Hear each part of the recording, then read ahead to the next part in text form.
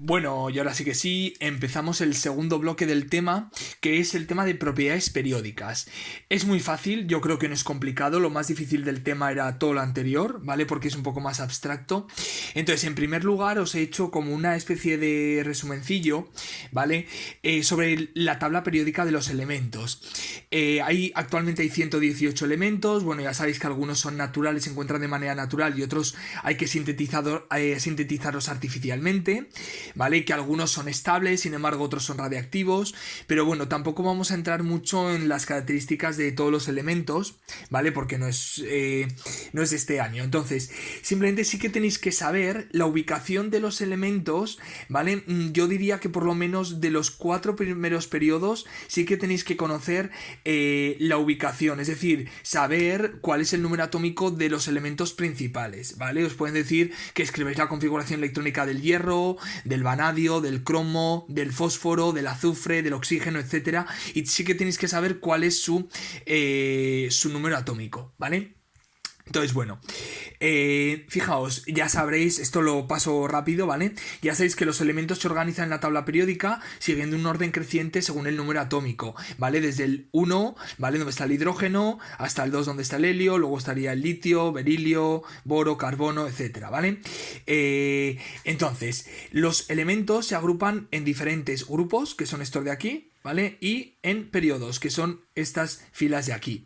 Bien, digamos que se pueden dividir los elementos en varios bloques. Uno que se denomina el bloque S, que es el bloque de alcalinos y alcalinotérreos, ¿vale? El bloque P, que es todos los elementos que van desde el grupo 13 hasta el grupo 18, ¿vale? Acordaos, los del grupo 17 se llaman halógenos, como el flúor, cloro, bromo, yodo, ¿vale? Y los del bloque los del grupo de gases nobles, que son el helio, el neón, el argón, el kripton, xenón, ¿de acuerdo? Vale. Y luego tenemos todo el bloque D, que es este bloque de elementos metálicos, ¿vale? Y por último, digamos el bloque F, que es el bloque de actínidos y lantánidos. Vale, simplemente que sepáis que los más importantes que tenéis que saber son todos los del bloque S, los del bloque P, ¿vale? Y del bloque D yo diría que fundamentales son los de los periodos 3 y 4, ¿de acuerdo? ¿Vale? ¿Por qué se llaman así? Pues los del bloque S se llaman así porque los electrones de la capa de valencia están situados en un orbital S. Los del bloque P se denominan elementos del bloque B porque los electrones de valencia ocupan los orbitales P. Y los del bloque D lo mismo. Los últimos electrones de la capa... Los últimos electrones que están en la capa de valencia, ¿vale? Son los que ocupan los orbitales D. ¿De acuerdo? Por eso se hace esa distinción.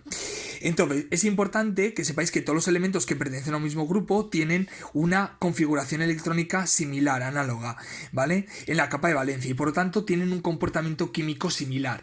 Os pongo como ejemplo para que entendáis, os he puesto aquí una aclaración de que los electrones externos de los átomos son los responsables del comportamiento químico de los elementos, porque son los que establecen enlaces químicos con diferentes átomos, con otros átomos.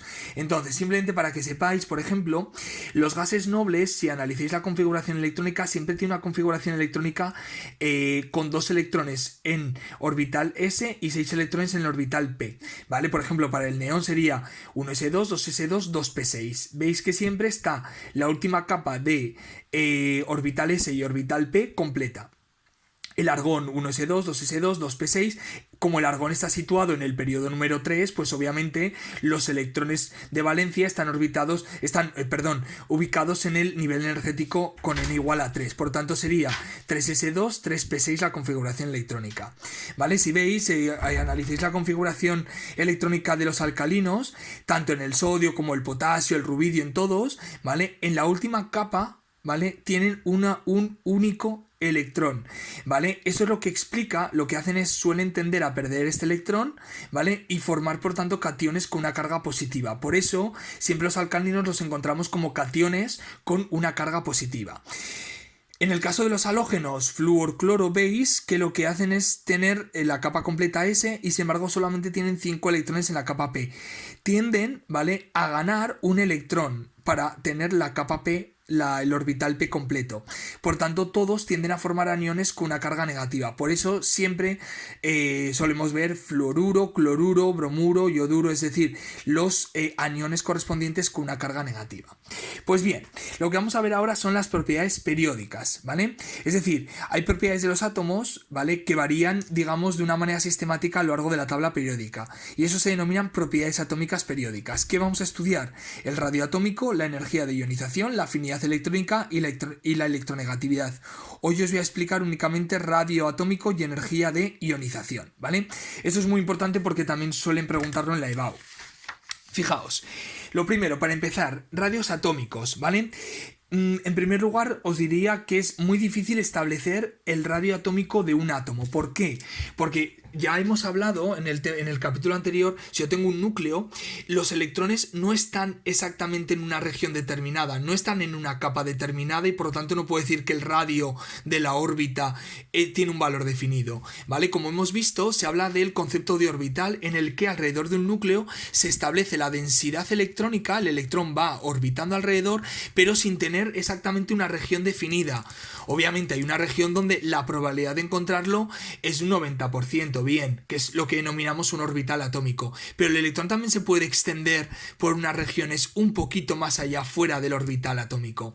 Por lo tanto, ¿vale?, es muy difícil decir si el radio de un átomo llega exactamente hasta aquí o hasta aquí, ¿vale?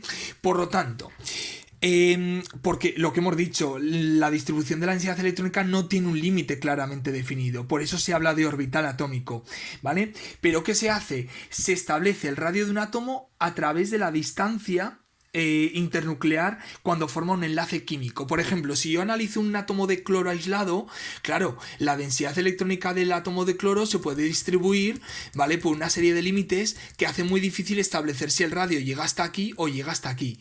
Pero si yo analizo, ¿vale?, cuando dos átomos de cloro se unen mediante un enlace químico, ¿vale?, pues yo puedo decir que si el núcleo del cloro está aquí y el del otro átomo de cloro está aquí, puedo establecer que esta es la distancia internuclear y por tanto puedo establecer un radio atómico para el átomo de cloro que sea la mitad de la distancia entre los núcleos.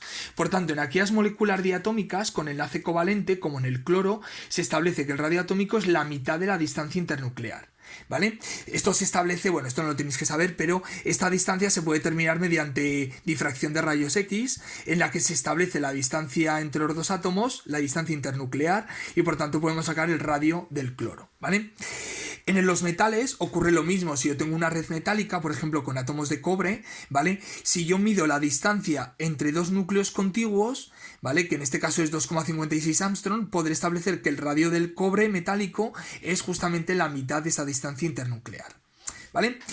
Vale, lo importante, ¿cómo varía el radio atómico de los elementos a lo largo de la tabla periódica? Pues muy bien, os he puesto aquí la variación del radio atómico. El radio aumenta conforme bajamos en un grupo y aumenta conforme vamos de derecha a izquierda a lo largo de un periodo. ¿Cómo se explica esto?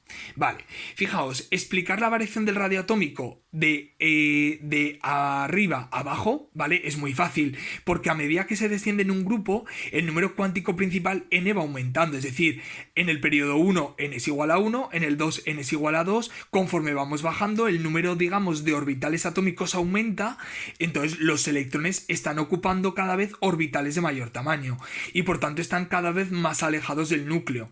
Por tanto, el radio atómico aumenta al incrementar el número atómico y descender en un grupo. Esto es fácil de entender. Vale, para explicar que el radio atómico va creciendo de esta manera, o podríamos decir que el radio atómico va descendiendo. Uy, vaya tabla periódica me ha salido más chuchurri. Bueno, el radio atómico, es que estoy escribiendo con una mano, perdonad. Vale, pero el radio atómico, conforme nos desplazamos hacia la derecha, ¿sí?, va disminuyendo. ¿Por qué? ¿Cómo se puede explicar esto? Claro, no estamos aumentando el nivel energético. Si yo analizo el periodo, por ejemplo, en igual a 2, el número cuántico principal no aumenta, ¿vale? Pero ¿cómo se explica que hacia la derecha vaya disminuyendo el radio? Bien, es un poquito más difícil de entender, pero lo voy a intentar explicar lo más sencillo posible, ¿vale? A lo largo de un periodo, el radio atómico va disminuyendo. Al avanzar en esta dirección va disminuyendo. ¿Por qué?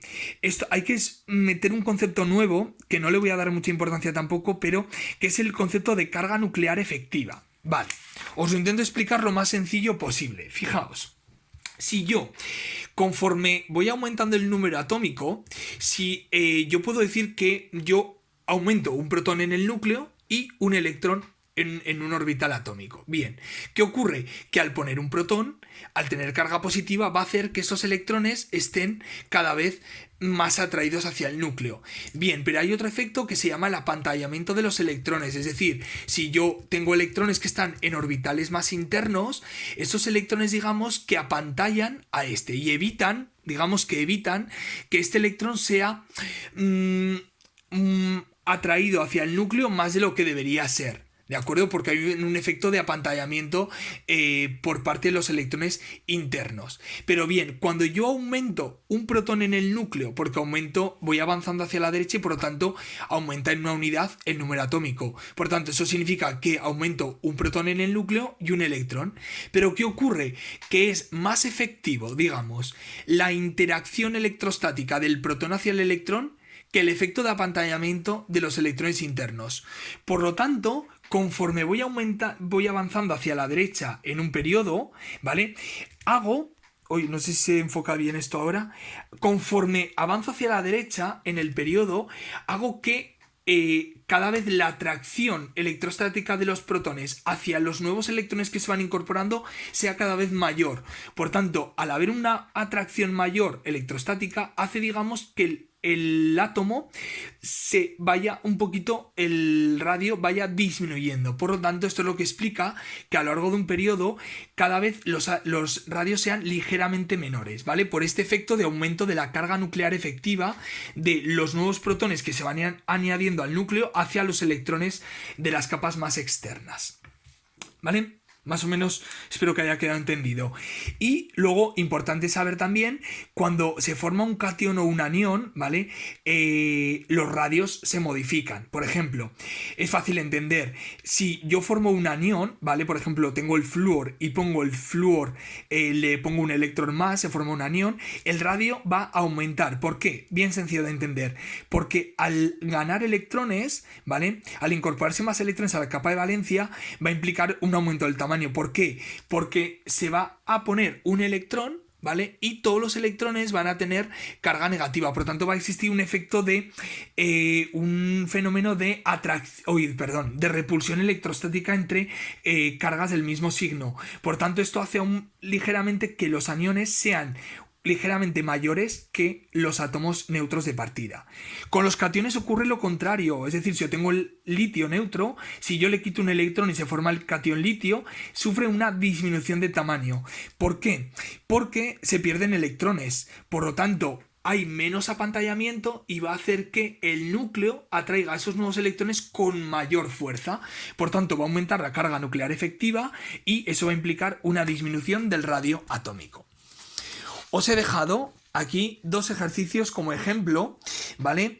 Que combina configuración electrónica con analizar el radio de los átomos. Os lo dejo para que lo veáis vosotros porque lo he intentado explicar lo mejor posible, ¿vale? Lo mismo aquí, ordenar los átomos de mayor a menor radio atómico, ¿vale? Bien sencillo, es combinar la explicación teórica, es decir, beririo, calcio y bario. Obviamente, como el bario está más abajo en el grupo, va a tener mayor número de orbitales atómicos, por tanto más electrones, por tanto se espera que el bario sea de un tamaño mayor.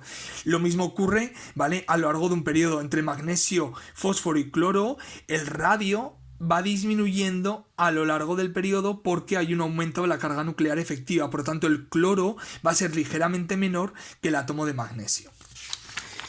Vale. Y por último os voy a explicar el concepto de energía de ionización. También sencillo de entender. ¿Cómo se define la energía de ionización? Ionizar suena a arrancar electrones a los átomos para formar cationes. Bien, pero desde un punto de vista químico se define la primera energía de ionización como la mínima energía necesaria para separar un electrón de un átomo neutro, gaseoso y en estado fundamental para formar un ion monopositivo gaseoso. Es decir, si yo tengo un átomo de sodio neutro, ¿vale? En estado gaseoso, la energía que yo le tenga que aportar a este átomo de sodio, ¿vale? Para arrancarle un electrón de la capa electrónica, ¿vale? Última, siempre se arrancan electrones, obviamente, de la capa de valencia, que son los que se arrancan más fácilmente, los más externos, porque son los que están menos atraídos por el núcleo.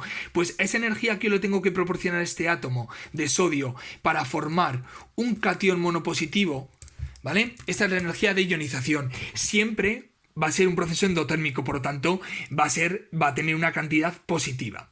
¿Y cómo varía la energía de ionización? Vale, pues la energía de ionización va a ser creciente si yo subo en un grupo y me desplazo hacia la derecha en un periodo. Es fácil de entender. Cuanto más pequeño sea un átomo, más difícil va a ser arrancarle un electrón. ¿Por qué? Pues aquí os lo he puesto. Si yo tengo el núcleo, ¿vale? De un átomo muy chiquitín, y ¿qué ocurre? Que el electrón va a estar muy atraído, como está más próximo al núcleo, va a estar muy atraído por atracción electrostática hacia el núcleo. Por lo tanto, va a haber que aportar más energía para arrancarlo, porque hay que romper esa interacción electrostática, ¿vale? Entre cargas de signo opuesto. Sin embargo, si suponemos un átomo muy grande, ¿vale? Este último electrón de la capa de valencia, al estar más lejano del núcleo, va a estar menos atraído. Por tanto, esa interacción electrostática entre protón o entre núcleo y electrón externo va a ser menor, por lo tanto va a ser más fácil arrancarlo porque está menos atraído, ¿vale? Por lo tanto, lo que os he dicho, al descender en un grupo, como el radio atómico aumenta, ¿vale? Si subo, aquí estos átomos tienen un tamaño muy pequeño, por lo tanto va a costar más arrancar un electrón. A lo largo de un periodo, como el radio atómico va a ir disminuyendo por la razón que hemos dicho antes, la energía que hay que aportar también va a ser mucho mayor, ¿vale? ¿Sí? Vale. Fijaos, también podemos definir una segunda energía de ionización, ¿vale? Si a un átomo se le comunica energía suficiente, se le puede arrancar un segundo o incluso más electrones. Así pues, se define la segunda energía de ionización como la energía necesaria para eliminar un electrón de un ion monopositivo gaseoso, ¿vale? Fijaos, para el magnesio, os he puesto aquí los datos reales de energías de ionización. El magnesio, ¿vale? Puede perder un electrón, puede perder un segundo electrón, pero el proceso que correspondería a una tercera energía de ionización tiene un valor de energía altísimo. Por tanto, el ion magnesio 3+ no existe, ¿vale? Además, cuando el magnesio pierde 2 electrones, adquiere una configuración electrónica de gas noble, que esto implica que es una configuración electrónica muy estable. Vale. Y aquí os he dejado un pequeño ejercicio para que lo razonéis vosotros, ¿vale? Que es ordenar estos elementos, flúor, calcio, rubidio, estroncio y cromo, por orden creciente tanto de radio atómico como de energía de ionización, ¿vale? Entonces lo primero que tenéis que poner es la tabla periódica, saber su ubicación y ya razonar en función de cómo varían estas propiedades, ver qué elementos tienen mayor radio o mayor energía de ionización. ¿De acuerdo? Os he puesto aquí toda la explicación para que lo veáis. Si tenéis alguna duda me preguntáis, pero como creo que os he explicado la teoría, simplemente este ejercicio es aplicar el razonamiento teórico anterior. Y aquí lo mismo, ¿lo veis? Otro ejercicio donde tenéis las energías de ionización para el boro. Tenéis los 3 valores, ¿vale? Y hay que explicar el cambio brusco observado entre la tercera y la cuarta energía de ionización, ¿vale? Fijaos, como es tan alto, el ion boro no se presenta como un catión con 4 cargas positivas, solamente existe como boro 3+. ¿Cómo se puede explicar esto? ¿Cómo se puede razonar? Os he dicho antes que los átomos, sobre todo de los bloques representativos S y P, tienden a perder o ganar electrones para adquirir una configuración de gas noble. ¿Por qué? Porque es una configuración muy estable. Por tanto, si yo analizo la configuración electrónica del boro, veo que es 1s2, 2s2, 2p1. Si el boro pierde 3 electrones, pierde estos 3 electrones de la capa de valencia, adquiere la configuración electrónica 1s2, que corresponde a la configuración de gas noble del helio. ¿Vale? Lo mismo le ocurre al sodio. Por ejemplo, si miráis la tabla periódica, fijaos, el sodio, ¿vale? Lo que le ocurre al sodio es que si pierde este electrón, 3s1, este último electrón adquiere la configuración electrónica del neón, ¿vale? Lo mismo le ocurre, por ejemplo, al oxígeno. El oxígeno tiene 2s2, 2p4. Si gana 2 electrones, ¿vale? Lo que va a ocurrir es que va a tener configuración electrónica de gas noble. Por esa razón, el oxígeno se presenta como anión o 2-. Lo mismo flúor, cloro.